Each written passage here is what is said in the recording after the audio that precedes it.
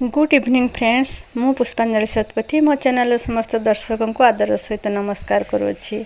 आसतु आज करवा उषुना चाउर पोड़ पिठा से मुझे उषुना चाउल बाटिकी नहीं 2 घंटा रेस्ट करने रखी से मुझे कि छेना नड़िया काजू अदा गोलमरीच गुड़ आ घी आ स्वाद अनुसार टिके लुण नड़िया किसी काटिकी रखी भी सजेवाई। प्रथमे अदा और गोलमरीच को भल भाव में छेचिदबा।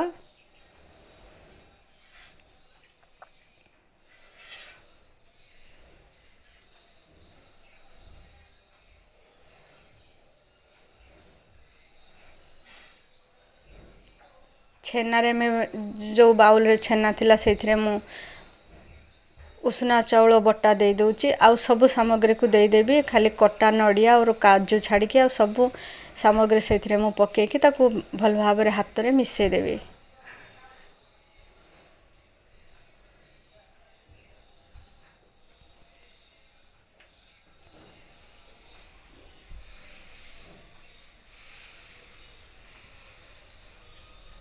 सब मिसीगला 2 चमच घी भी मिसईदेली।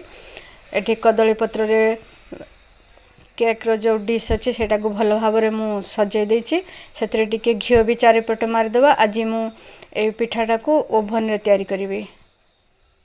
सब मिश्रण को आम ट्रांसफर करदेले काजू आ नड़िया रे टिके ऊपर सजे दबा आ ऊपर 1 चम्मच घी भी देदबा।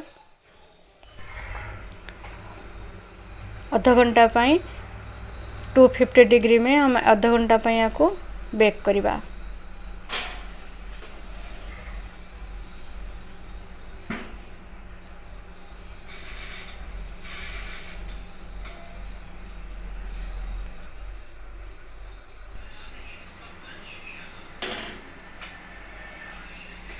आधा घंटा पर मु काढ़ी थी मोर हो जाता कि ऊपर टिके भल कलर आसी नाला से आउ थे आउ 10 मिनिट मुझे आउ थे बेक करी।